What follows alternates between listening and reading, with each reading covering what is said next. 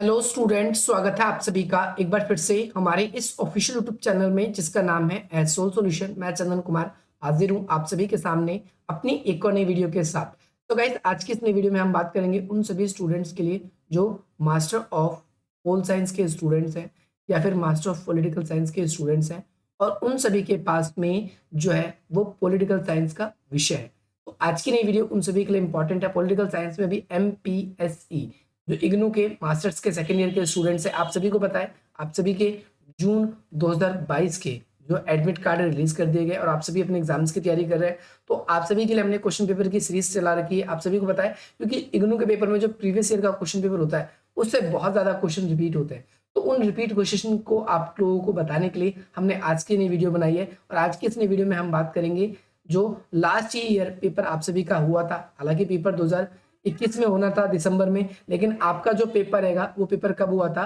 Feb March में। ध्यान रखना है कब पेपर हुआ था, फेब मार्च 2022 में हुआ था। ये पेपर कब का था? दिसंबर का। और पेपर पहले ही आप सभी के प्रिंट हो गए थे तो इसीलिए ये दिसंबर लिखा हुआ है, तो आपको कंफ्यूज होने की जरूरत नहीं है। सबसे पहली बात तो सब्जेक्ट की नाम बात करें तो MPSE 007 यानी social movements and politics in India. तो भारत में कौन कौन से सोशल मूवमेंट्स हुए हैं इसके बारे में आप सभी को इसके अंदर पढ़ना है, यानी सामाजिक आंदोलन कौन कौन से हुए हैं। और ये आपके लिए इंपॉर्टेंट है कि आप सेकेंड ईयर के स्टूडेंट्स हैं तो आपके लिए 50 नंबर का पेपर आएगा, 2 घंटे का पेपर होगा, लिमिटेड शीट मिलेगी और उतना ही लिखना है और इजी होता है। सेकेंड ईयर बहुत ज्यादा स्कोरिंग होता है, तो आप सभी इस चीज का जरूर ध्यान रखेंगे कि हमें उसी हिसाब से लिखना है। 2 घंटे का ही टाइम है, लेकिन पेपर में थोड़ा लिखना ज्यादा होता है क्योंकि कम नंबर का होता है। तो थोड़ा कम लिखने के बाद भी आपको अच्छे मार्क्स मिल जाते हैं, लेकिन अच्छा लिखना होता है, कम लिखना भी होता है। यहाँ पर हम बात करेंगे सबसे पहली बात तो इसकी कुछ कंडीशन की। तो कंडीशन ये है कि आप लोगों के लिए 2 खंड बने हुए हैं, या 2 खंड ना लिखकर पेपर में यहाँ पर अनुभाग लिखा हुआ आएगा। क्या लिखा हुआ आएगा? खंड ना लिखकर आपके लिए यहाँ पर अनुभाग लिखा हुआ आएगा। और आप लोगों को क्या करना होगा, हर एक खंड से 2 क्वेश्चन करना कंपलसरी है। जैसे इस खंड में 5 क्वेश्चन है, ऐसे अगले वाले खंड में भी 5 होंगे, तो 2 आपको मिनिमम हर खंड से करने हैं। इससे आप चाहे ये कर लो, चाहे आप ये कर लो या ये कर लो, 3 क्वेश्चन आप इससे मैक्सिमम कर सकते हो और मिनिमम आपको 2 तो करना ही करना है। अगर पहले में से 3 अटेंड करोगे तो दूसरे वाला जो अनुभाग है इसमें कोई भी 2 करने होंगे जो आपको आते हैं, चाहे ये कर लो आप चाहे ये कर लो। और यहाँ पर मैं आप लोगों के लिए एक बात बिल्कुल इंपॉर्टेंटली बिल्कुल साफ साफ कह देना चाहूंगा कि आप लोग जो ये शॉर्ट नोट यानी टिप्पणी वाला जो क्वेश्चन होता है वो जरूर अटेंड करें, क्योंकि इसमें आपको ज्यादा मार्क्स मिलता है। एक क्वेश्चन सिर्फ 5 नंबर का होता है और 5 नंबर होने का मतलब ये है कि आज आज के समय में आप 1 नंबर में 1.5 पेज से ज्यादा तो आराम से लिख दोगे। आपने 2 ढाई पेज लिख दिया तो आपको समझ लो 10 में से 10 भी मिलते हैं इसके अंदर। तो यहाँ पर आप लोगों को बहुत ध्यान से अच्छे तरीके से चतुराई से पेपर देना है। तो हम यहाँ पर स्टार्ट कर रहे हैं आज की वीडियो। क्वेश्चन नंबर 1 जो है हमारा वो ये है कि भाई सामाजिक आंदोलन का क्या अर्थ होता है और उनके घटकों को समझाइए। पहली बात तो सामाजिक आंदोलन किसको कहते हैं? तो सामाजिक आंदोलन वो आंदोलन होता है जिसमें समाज अपनी इच्छाओं को जनता के सम्मुख रखता है, जनता के समक्ष कह ले या सम्मुख कह ले, समक्ष रखता है। और जहां पर समाज अपनी इच्छाओं को जनता के समक्ष रखता है और जनता जो है वो इसको एक्सेप्ट करती है। यहाँ पर आप बोलोगे समाज और जनता तो एक ही है, तो बिल्कुल एक ही बात है। यानी समाज में हमारे से कुछ ऐसे लोग होते हैं जो अपनी इच्छाओं को समाज में रखते हैं। जब और लोग भी उस बात को मान्यता प्राप्त कर देते हैं और लोग भी उसको बोलते हैं ठीक है, तो धीरे धीरे वो विरोध जो होता है, एक विरोध जो है धीरे धीरे वो एक सामाजिक आंदोलन का रूप ले लेता है। तो सामाजिक आंदोलन के क्या क्या घटक है, यानी किन किन चीजों से सामाजिक आंदोलन होता है या क्या क्या बहुत इंपॉर्टेंट चीज होती है, इसके लिए आप लोगों को ध्यान रखना है। सामाजिक आंदोलन के लिए तो सामाजिक आंदोलन के लिए हम सबको क्या कौन कौन सी बातें ध्यान रखनी है इसके अंदर? जब से सबसे पहले जैसे सामाजिक आंदोलन के अंदर कुछ मुद्दे होते हैं, या घटक ना लिखकर मुद्दे भी लिखा हुआ आ सकता है पेपर में। सामाजिक आंदोलन के सबसे पहला मुद्दा कौन सा आ सकता है? तो पहला मुद्दा आ सकता है जातिगत जातिगत मुद्दा। यानी पहले आंदोलन ऐसे होते हैं जो जातिगत होते हैं। दूसरा पर्यावरण वाले, पर्यावरण। तो पर्यावरणीय बहुत सारे आंदोलन है, जैसे हम चिपको आंदोलन की बात करें, हम चिपको मूवमेंट की बात करें, हम अपिक्को मूवमेंट की बात करें, हम बिश्नोई आंदोलन की बात करें, हम नर्मदा बचाओ आंदोलन की बात करें, हम और भी आंदोलन कहरी बांध आंदोलन की बात करें, बहुत सारे ऐसे आंदोलन हुए। तो इनके मुद्दे, इनके घटक मतलब जिनकी वजह से होता है, तो पर्यावरण हो गया, जातिगत हो गया। कुछ आंदोलन ऐसे होते हैं जिनकी रूट जो है कृषि से जुड़ी होती है, कृषि से। ध्यान रखना है कृषि से जुड़े हुए भी आंदोलन होते हैं, जैसे BKU भारतीय किसान यूनियन के द्वारा चलाया जाता है। जैसे अभी मोदी सरकार के राज में भी 2019 से ही चल रहा था ये, ठीक है, 2020 से ही चल रहा था ये। और इससे पहले 1971 के करीब से जो भारतीय किसान यूनियन के जो पहले अध्यक्ष थे उनके द्वारा इसको चलाया गया था। तो होपफुली आपको ये भी क्लियर हो गया। अब अगला है सापेक्ष वचन के सिद्धांत को समझाइए। सापेक्ष वचन के सिद्धांत को समझाना है। तो ये क्वेश्चन फर्स्ट वाला बहुत बार रिपीटेड है, ये आपको करना है। ये वाला क्वेश्चन ना भी करो तो कोई दिक्कत नहीं।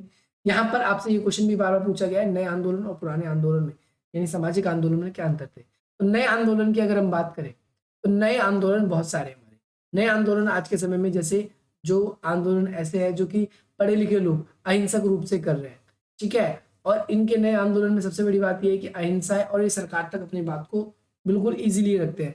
और पुराने आंदोलन जो है, पुराने आंदोलन ज्यादातर ऐसे होंगे जिनका अमाननीय व्यवहार हो गया या फिर उनके साथ उनके अधिकारों को छीनने की बात होगी, ऐसे आंदोलन उन लोगों ने करे। चिपको आंदोलन, ये सब पुराने आंदोलन है। नए आंदोलन की बात करें तो पर्यावरण आंदोलन एक नया आंदोलन का एक उदाहरण है। शॉर्ट नोट में मानव विकास सूचकांक यानी HDI, ह्यूमन डेवलपमेंट इंडेक्स, इसको आपको एक्सप्लेन करना है और ये वीडियो जल्दी आप सबके लिए आएगी। आप चिंता करने की आपको कोई भी आवश्यकता नहीं है। इसके अलावा भारत में श्रमिक वर्ग के कौन कौन से किसानों के द्वारा या मजदूरों के द्वारा कौन कौन से आंदोलन किए गए इसके बारे में बताना है। और अगला क्वेश्चन है भारतीय समाज पर आर्थिक भूमंडलीकरण का प्रभाव। ये बहुत ही आसान क्वेश्चन है। आर्थिक भूमंडलीकरण का मतलब है वैश्वीकरण। ये वीडियो तो मैंने आप लोगों के लिए बनाई गई है और मेरी यूट्यूब पे सबसे ज्यादा पॉपुलर वीडियोज में से भी यही है कि भाई भारतीय समाज के ऊपर क्या प्रभाव पड़ा है। तो समाज के ऊपर बहुत सारे प्रभाव पड़े, जैसे समाज के अंदर देसी उद्योग खत्म होते जा रहे हैं, देसी उद्योग खत्म होते जा रहे हैं क्योंकि नई नई कंपनियां आ रही है भूमंडलीकरण से, पहली बात ये। दूसरी बात करें तो भाषा, भाषा का रूपांतरण, रूपांतरण भाषा का क्या होता जा रहा है, रूपांतरण होते जा रहा है धीरे धीरे, लोगों को ये भी ध्यान रखना है। और तीसरी बात अगर हम बात करें तो इस समय हमारे देशी उद्योग खत्म हो गए और हम लोगों की जो पहचान है, पहचान की समाप्ति, हम अपनी पहचान को क्या करते जा रहे हैं, भूलते जा रहे हैं, पहचान की समाप्ति होती है। इसके अलावा उत्तर पूर्वी भारत में निर्जातीय आंदोलन, ये क्वेश्चन भी आप सभी के लिए अपलोडेड है। आप ये सर्च करेंगे निर्जातीय आंदोलन उत्तर पूर्व के तो ये वीडियो अपलोडेड है, आप देख सकते हैं।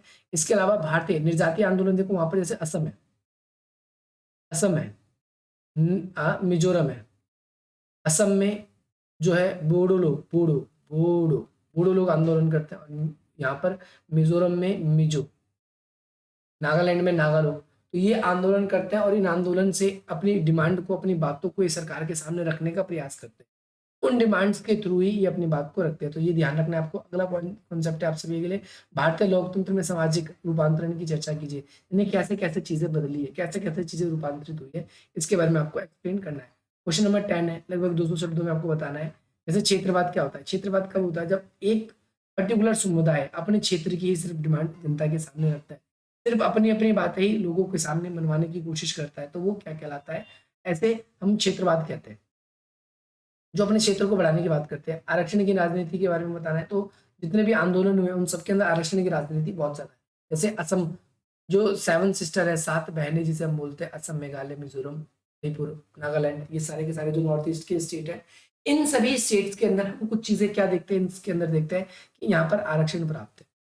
अब बाहर के लोग वहां पर जाके ना तो बच सकते हैं, ना ही वहां पर आप जल्दी अपना व्यापार कर सकते हैं।